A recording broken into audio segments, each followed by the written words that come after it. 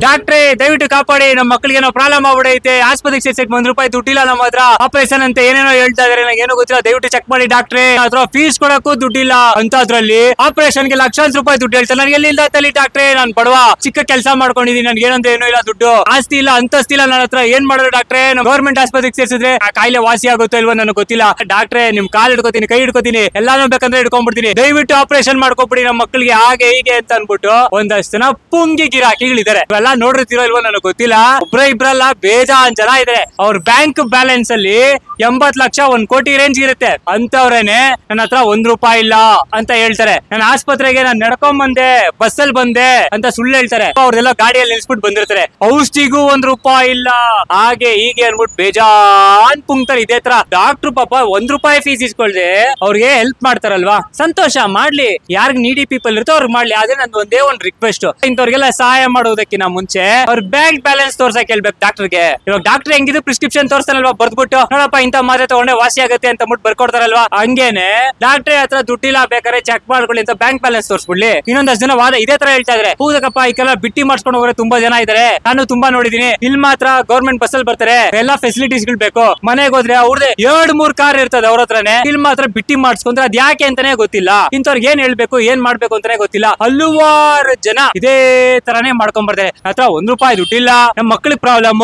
ಚಿಕ್ಕ ಮಕ್ಕಳನ್ನ ಮುಂದೆ ಬಿಟ್ಬಿಡು, ಅಯ್ಯೋ ಬಡವಾ ಹತ್ರ ಏನೂ ಇಲ್ಲ, ದಯವಿಟ್ಟು ಕಾಪಾಡಿ ಪ್ಲೀಸ್ ಅಂತ ಹೇಳಿ ಗೋಗರ್ಕೊಂತಾರೆ. ಅಂದ್ರೆ ನಮಸ್ಕಾರ ಮಾಡಲ್ಲ ಅವರು, ವರ್ಲ್ಡ್ ನಮಸ್ಕಾರ ಮಾಡ್ತಾರೆ. ಈ ತರ ಉಡಾಫೆಗಳು ಬೇಜಾಂತನ ಮಾಡ್ತಾರೆ. ಇಂಥವ್ರಿಗೆಲ್ಲ ಏನ್ ಮಾಡ್ಬೇಕು ಅಂತಾನೆ ಗೊತ್ತಾಗಲ್ವಲ್ಲ. ಬಿಟ್ಟಿ ಅನುಕೂಲನೇ ಜಾಸ್ತಿ ಸಿಗುತ್ತಲ್ಲ, ಅವ್ನಿಗೆ ದುಡ್ಡು ಇರ್ತದೆ, ಲಕ್ಷಾಂತರ ರೂಪಾಯಿ ಸಂಪಾದನೆ ಮಾಡ್ತಿರ್ತಾರೆ ತಿಂಗಳಿಗೆ, ಬ್ಯಾಂಕ್ ಬ್ಯಾಲೆನ್ಸ್ ಲಕ್ಷಾಂತರ ರೂಪಾಯಿ ಇರುತ್ತೆ. ಮೆಡಿಸಿನ್ಸ್ ಏನಾದ್ರು ಬೇಕು ಅಂದ್ರೆ ದುಡ್ಡೇ ಇರಲ್ಲ. ಆಪರೇಷನ್ ಮಾಡ್ಬೇಕು ಅಥವಾ ಬೇರೆ ಏನಾದ್ರು ಸಹಾಯ ಆಗ್ಬೇಕು ಅಂದ್ರೆ ಯಾಕೆ ಈ ತರ ಬಿಟ್ಟಿನೇ ಕೇಳ್ತಾರೆ? ಹತ್ರ ದುಡ್ಡಿಲ್ಲ, ದುಡ್ಡು ಬೇಕು, ದೇಣಿಗೆ ಕೊಡಿ ಅಂತ ಕೇಳ್ತಾರೆ. ಈ ತರ ಸುಳ್ಳು ಹೇಳ್ಕೊಂಡು ಎಷ್ಟು ಜನ ಓಡಾಡ್ತಿದ್ದಾರೆ.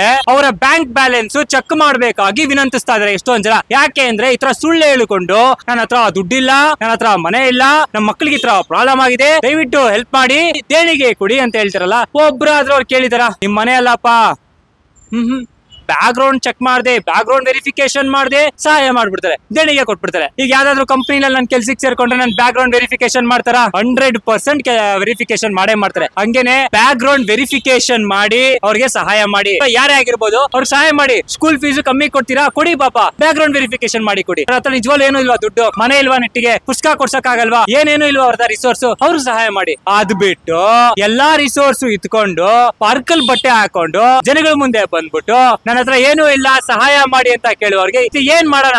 ಹಲವಾರು ಜನ ಈ ತರ ಮುಂಡಾಯಿಸ್ತಾ ಇದಾರೆ. ಯಾರ್ಯಾರು ಮುಂಡಾಯಿಸ್ತಾರೋ ಗೊತ್ತಿಲ್ಲ. ಆದ್ರೆ ಒಳ್ಳೆಯವನಾಗುವುದಕ್ಕೆ ಎಷ್ಟೆಲ್ಲಾ ನಾಟಕ ಮಾಡ್ತಾರೆ. ಇಂಥವ್ರಿಗೆ ಏನ್ ಮಾಡೋಣ? ನಮ್ಮ ಕಣ್ ಮುಂದೆನೆ ಈ ತರ ಹಲವಾರು ವಿಚಾರ ನಡೆದಿರುತ್ತೆ. ಆ ಸಮಯದಲ್ಲಿ ನಾವು ಅಸಹಾಯಕರಾಗಿರ್ತೀವಿ, ನಾವೇನು ಮಾಡಕ್ಕಾಗಲ್ಲ. ಗೊತ್ತು ಅವನ ಹತ್ರ ಲಕ್ಷಾಂತರ ರೂಪಾಯಿ ದುಡ್ಡಿದೆ ಅಂತ ನಮಗ್ ಚೆನ್ನಾಗ್ ಗೊತ್ತು, ಲಕ್ಷಾಂತರ ರೂಪಾಯಿ ತಿಂಗಳು ಸಂಪಾದನೆ ಮಾಡ್ತಾರೆ ಅಂತಾನೂ ಗೊತ್ತು. ಆದ್ರೆ ಏನ್ ಮಾಡೋಣ? ಏನು ಮಾಡಕ್ಕಾಗಲ್ಲ, ಬಾಯ್ ಮುಚ್ಕೊಂಡಿರ್ಬೇಕಾಗಿದೆ. ಸೊ ಜಸ್ಟ್ ಒಂದು ಅಪ್ಡೇಟ್ ಅಷ್ಟೇ, ಯಾವ್ದೇ ರೀತಿಯಿಂದ ಯಾರಿಗೂ ಹರ್ಟ್ ಮಾಡ್ಬೇಕಂತಲ್ಲ. ವಿಚಾರ ಪ್ರತಿಯೊಬ್ಬರಿಗೂ ತಲುಪಿಸೋದೇನಂತಂದ್ರೆ ಬ್ಯಾಕ್ ಗ್ರೌಂಡ್ ವೆರಿಫಿಕೇಶನ್ ಮಾಡಿ ದಯವಿಟ್ಟು ಅವ್ರಿಗೆ ಸಹಾಯ ಮಾಡಿ. ನೀವು ಸಹಾಯ ಮಾಡ್ಲೇಬೇಕು ಅಂತ ಆದ್ರೆ ನೀವು ಇಂಥದ್ದೆಲ್ಲ ನೋಡಿರ್ತೀರಲ್ವಾ, ದಯವಿಟ್ಟು ಈ ವಿಚಾರದ ಬಗ್ಗೆ ನಿಮ್ಗೆ ಏನ್ ಅನ್ಸ್ತು ಅನ್ನೋದನ್ನ ಕಾಮೆಂಟ್ ಮುಖಾಂತರ ನಮ್ಗೆ ತಿಳಿಸಿ. ಮತ್ತೆ ನಿಮ್ ಮುಂದೆ ಬರ್ತೀನಿ. ಅಲ್ಲಿವರೆಗೂ